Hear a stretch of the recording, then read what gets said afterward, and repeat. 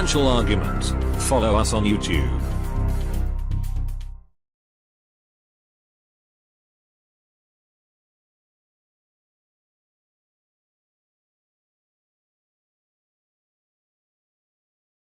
Yeah, I wanted to ask you about these so-called free trade agreements, and of course the TPP in particular, now that it's been released November the 5th, over 5,000 pages of, well, quite frankly, legal jargon.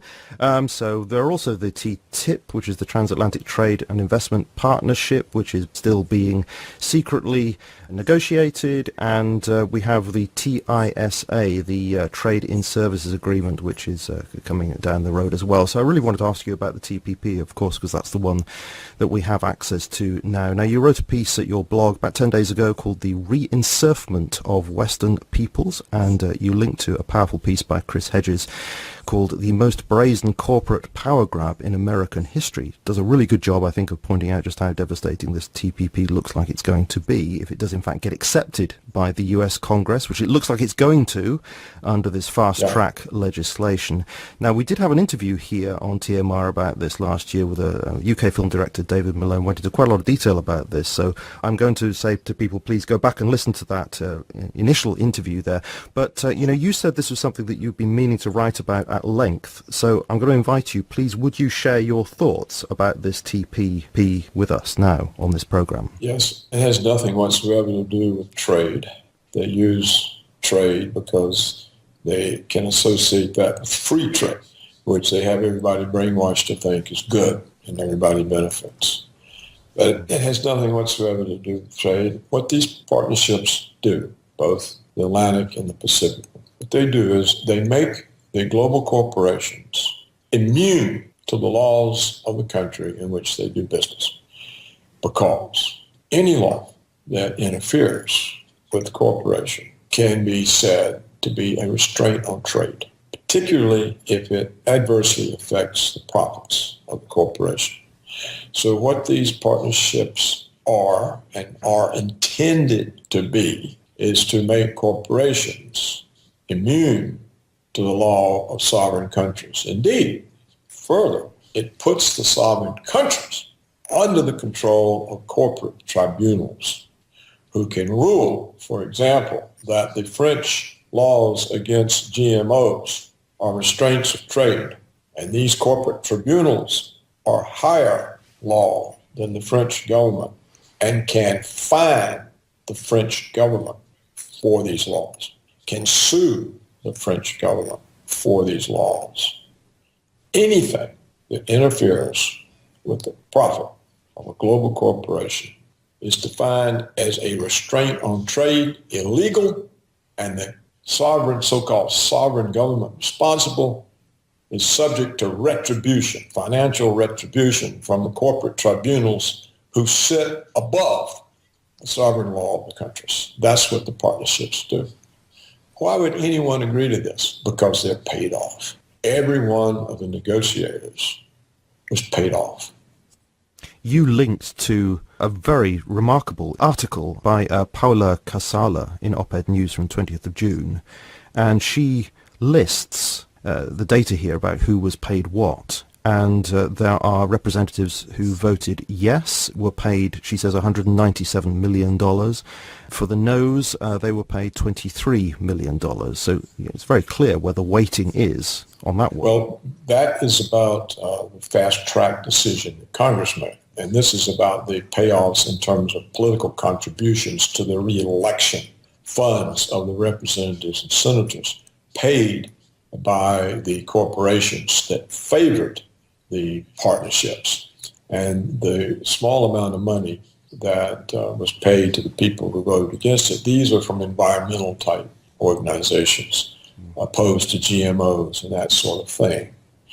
And so, yes, the Congress was paid off with political contributions to grant the fast track.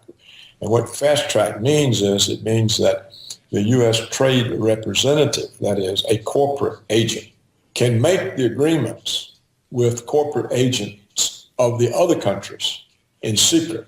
And then when the agreement is made, they go to the respective legislatures of the various countries involved in the agreement. to be voted on. And of course, then they'll all be paid off again to vote for it. The payments I was referring to in our conversation now is that each of the representatives from the countries who were negotiating with the U.S. trade representative, they were paid off. And that's how you get a situation where countries agree to give away their sovereignty to corporations. It's impossible for this agreement to go through as they are constructed and not have the loss of the sovereignty of the countries to the corporations. That's what the purpose of the agreement is. It's to make corporations the rulers of the countries. All the other talk is beside the point, and there are many things to get upset about. But to talk about all these other things, it screams what the real thrust is. And the real thrust is that, for example, as I said, the French GMO laws have to be struck from the book. And any other laws that interfere with what corporations want to do. The real engine of this seems to be the ISDS, the investor-state dispute settlement clauses that are embedded in this. So if a corporation has invested in a particular country and that country brings about policy that that corporation feels has in some way damaged what profits it expected to make, then according to this particular legislation, it can then sue that country. That's the particular offence, isn't it? Yes. This ISDS clause. Yes. And I think, too, that it's not up to the country's courts. These partnerships, as they're called, set up tribunals staffed by the corporations themselves that make the ruling. That's the way I read it and understand it. And so, in effect, it basically means the 1% takes the rest of the control. There's nothing left after that. So these tribunals are, you said there are three people, and they're making the decision on this kind of thing. Yes, I think that's the way it is. Well, David Malone, who was on the programme, let me just quote from him, because he echoes what you say. Quote, arbitration works as follows. 3 arbitrators will be chosen. One by the company that's taking the nation to arbitration. Second one by the nation to defend it. And the third one will be agreed upon by the first 2 arbitrators. If they can't agree, there's a mechanism for someone just choosing the third arbitrator for you. Those 3 people, and they are just people, they are private individuals, almost exclusively drawn from the top 15 global law firms, companies like Freshfields, which are vast. They're a small group of international lawyers drawn from those companies. Those 3 people, mostly men, mostly European or American, meet behind closed doors. They don't have to publish what evidence was adduced, who gave that evidence, what they said, and they don't have to justify their decision. They don't have to give you a written statement of why they decided in favor of the company or in favor of the nation. And there is no appeals process. And you, as a member of a nation, have, and this I'm quoting from someone, you have no rights within that process. That's a quote from a law professor who's an expert on arbitration.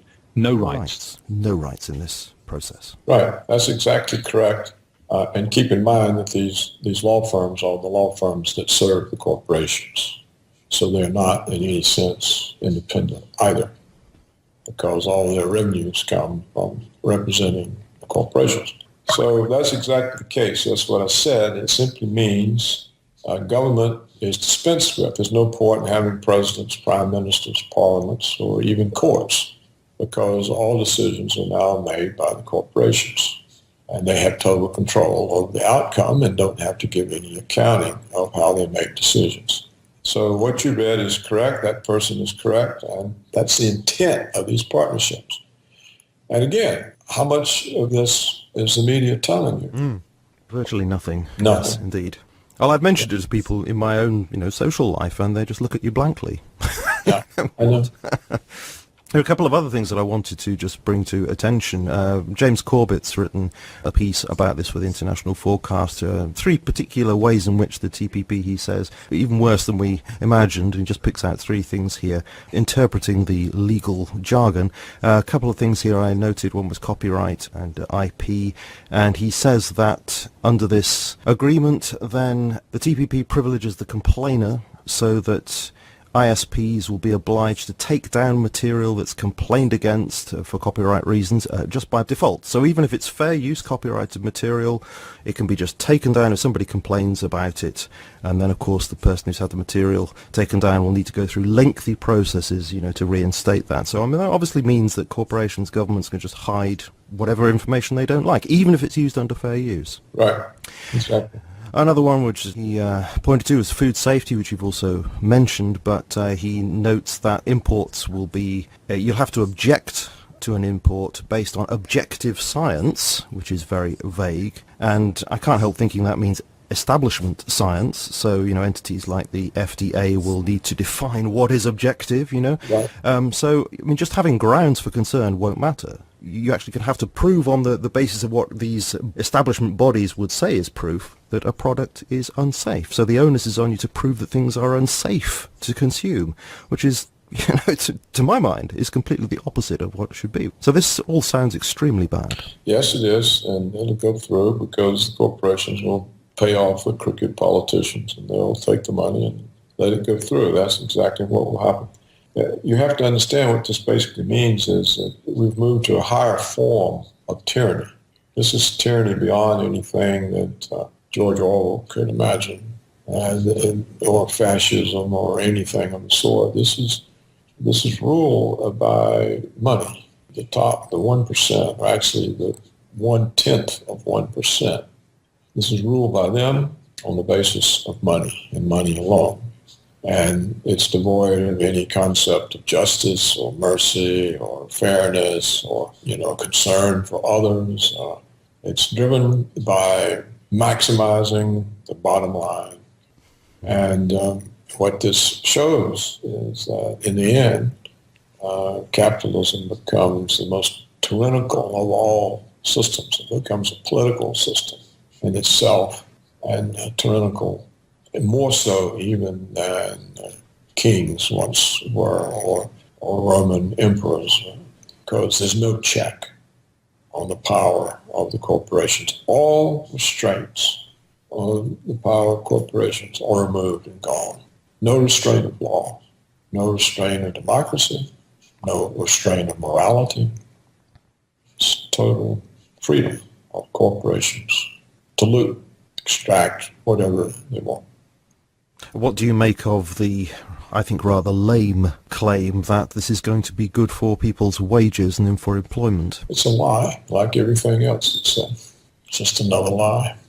I mean, it does seem to me to be implausible. I would have thought that it would lead to more and more offshoring, more unemployment, and, downward pressure on wages because of international competition. Well, the corporations can rule that minimum wage laws adversely affect their products and have to be repealed.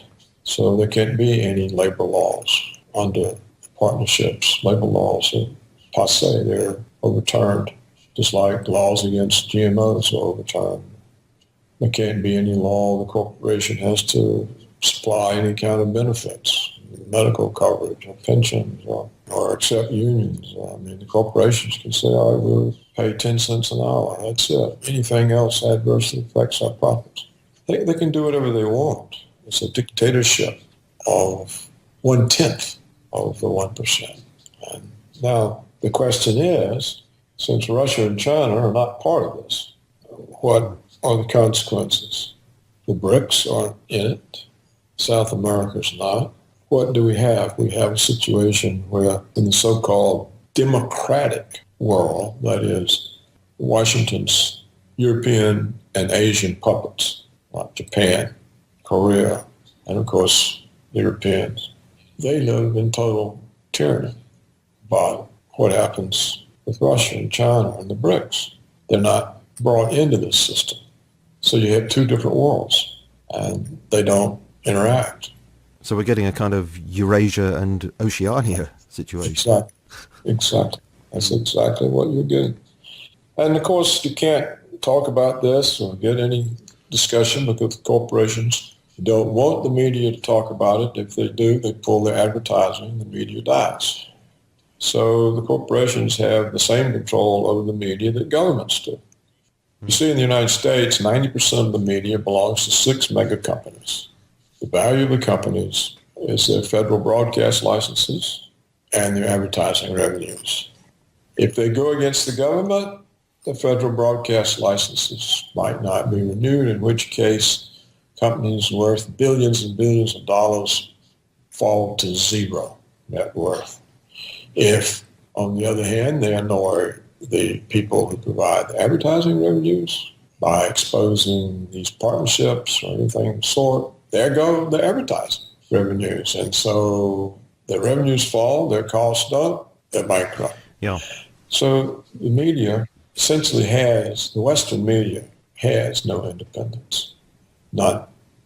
Yes, it's Noam Chomsky, isn't it, who describes corporations as being psychopathic in structure, and it looks to me as if they're somehow sort of projecting that psychopathy onto the whole globe, really, as just a sort of a structural reality of their existence. It doesn't need a huge conspiracy to bring this about. If that's what corporations are like in the way they actually function, then if they go global, then they do that to the whole world.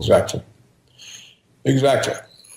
Mankind faces enormous number of crises about which people are essentially ignorant, have no idea. And you can't tell them. Certainly the media will not tell them.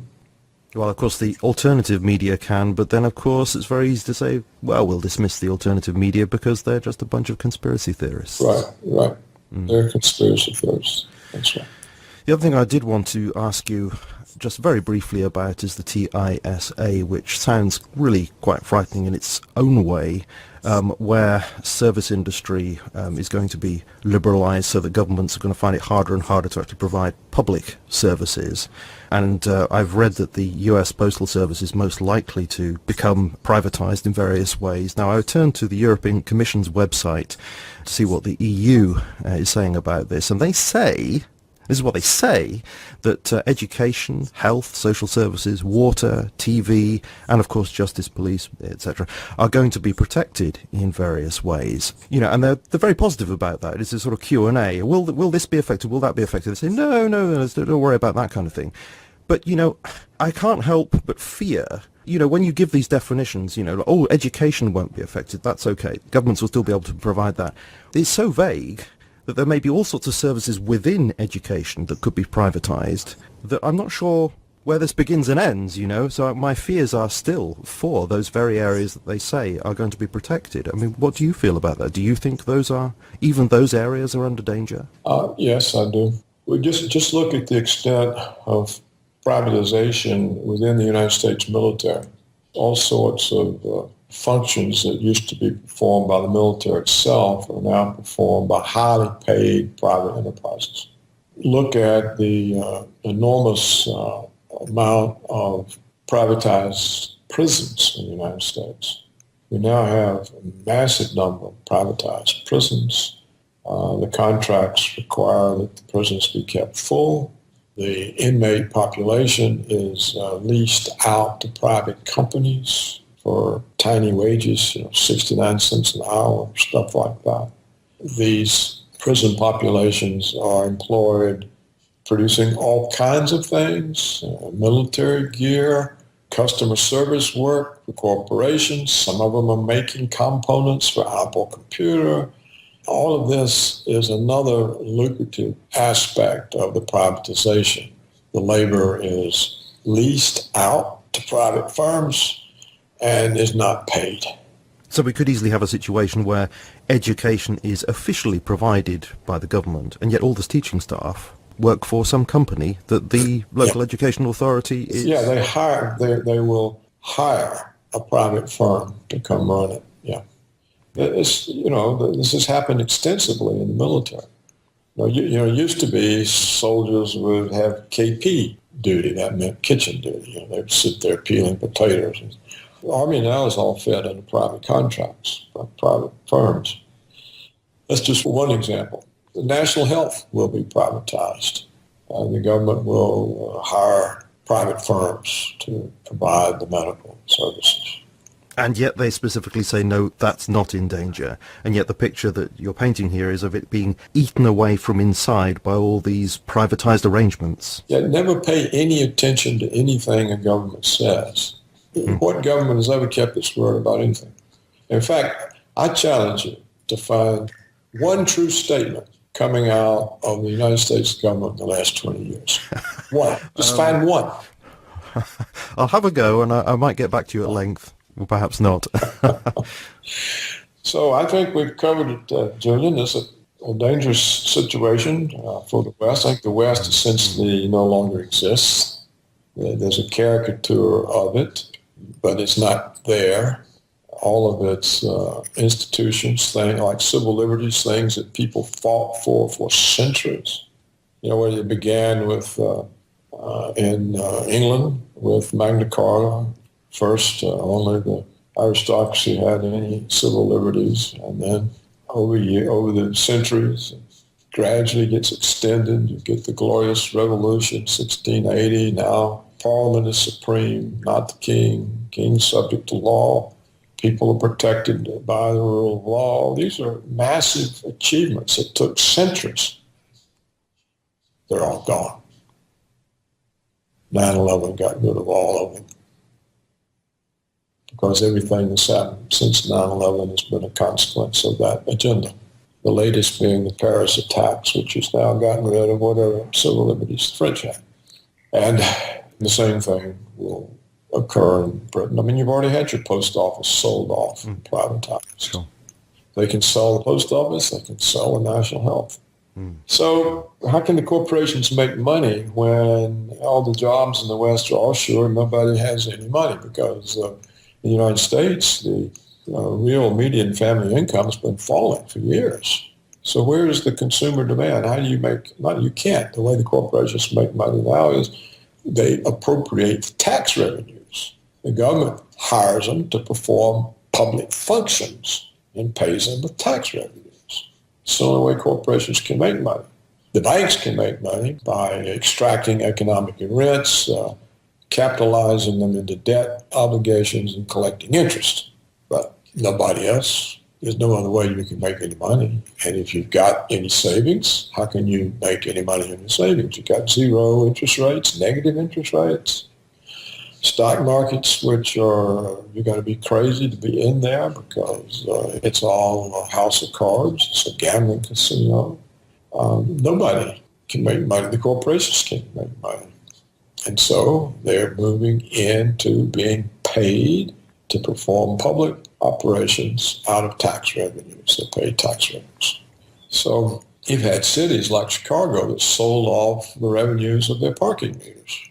And so now some group wants to have a parade in Chicago. They can't get a permit because Chicago can't close a street because if it closes the streets, the private firms that own the parking meters can sue them for loss of revenues. So all of these things are already happening. Yeah. The picture that you're painting here actually ultimately fits very much with what Patrick Wood talks about technocracy. That essentially we're ultimately looking at a power grab, a takeover of everything, so that nobody is going to be able to do anything but by the say-so of these corporate fascist entities, which are identical, really, with government, just power bases, and that's it. Yeah, they become the government. Like we said, the partnerships make them the government. They're higher than the government. They just own everything. They own the right to make all the decisions. Courts disappear, parliaments disappear. Who needs a president or prime minister? You have a technocrat instead. Well, you have corporations ruling from the standpoint of their bottom line. Sure. So we've covered the waterfront. The people need to know this. They I'd like to know if your readers actually believe what we are telling them. I'll let you know. One last thing I will ask you is, do you think there's any chance that the TPP will not go through, or do you think it's just fait accompli? I kind of think the French would have protected their food because that's important to them, and that they would have probably blocked it or at least gotten some kind of concession. It might have been a fake concession full of loopholes. But now with these Paris attacks and the way that's playing out, I think that people are just now going to be swept along with whatever comes. I don't think that the Western people are up to the challenges that they face. So you think the TPP will be fast-tracked through and that'll be that? Yeah, it will. That's what I think. So, I mean, if that is the case, then what is left for us? I mean, is it just a case of organising boycotts of products and targeting, where you put your investment, and consumer unions, depositor unions, fighting back with your pound and your dollar? I mean, is that all we're left with? I don't know. It may be that if you boycott something, you're adversely affecting the profits and you may get sued. It's hard to know. I don't think anybody will have any rights but the corporations. Yeah. So probably you can't do anything. And the real question is whether the Russians and Chinese will get caught up in this. Their economists they're the same as ours. They're all these neoliberal people. And what neoliberal economics does is justify the right of private property to exploit and loot. That's all neoliberal economics is. It's a justification for corporate rule and looting. And so and the Russians, they want to be part of the West. So they can be folded into this just from their own misplaced aspirations. The Chinese, I don't know. They want to be rich too. They like all this billions and being billionaires. And it's unclear whether they'll be rolled into it as well. Russia has these oligarchs, these billionaire oligarchs that are essentially, as far as I can tell, independent of the government. And Putin has not reined them in. I would have thought by now he would have dispossessed them because it's an unfriendly power source. They have adverse effects on Russian economic prospects. They probably have political power that can be used against them, against the Russian state. They probably are allies with globalism. These billionaire oligarchs in Russia, they're probably allied with Washington and London. And yet they're there. Nothing happens to them. What they have is stole, and they should be nationalized, dispossessed. In fact, they probably should be put in prison. But nothing happens. So I don't know. I think, Orwell said something about the future being a boot in the human face forever. And this may be the worldwide result, may be where we're all headed. So that may be the face of what has been called for so many years, but now we're justified perhaps in calling the New World Order. Yeah, it's the boot in the human face forever. In other words, you can't get it off. You can't. There's no more revolt. But you think there is a chance that it won't go there because of the other side of the equation, the BRICS side of the equation? If they have the realization, I'm not sure they do. And if you look at history from the 19th and 20th century, the dominance of the West, and everybody looks to the West. And Putin seems to be a leader capable of decisions, but he also has these inclinations to be accepted in the West and cooperate with the West, and he keeps calling his deadly enemies his partners. I mean, we've made it completely clear we want to destroy him. We even had former CIA officials call for his assassination, and John McCain called for his death, and he still talks about his American partners. For long after the fall of Rome, all the barbarians still sort of worship the Roman empress. And on their coinage, they always had a picture of Caesar. Because the authority of money was associated with Rome, Caesar.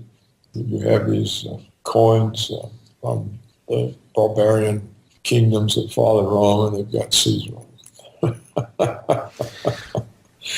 So I don't know, Jim. I can't say. No, sure. But there are still some question marks out there, and perhaps we can hope that there's something lurking behind the question marks that there still are. And of course, if we are looking at, as you described it with the Orwellian phrase, the boot on the face forever, and we're looking at that monolithic new world order, then it seems, certainly from my perspective, that we would be looking only at a transcendent hope. But of course that's something for which this particular station stands for, so I would still hold out that hope to people to look to that transcendent hope. But when you're actually looking at just what's going on in the world today, I think we have to be very much realists, and I thank you ever so much for coming on and sharing your perspective with us. I do hope that people do take very seriously what it is that you say, and that whatever it is that we can do, and maybe it's very puny, but whatever it is we can do, that we share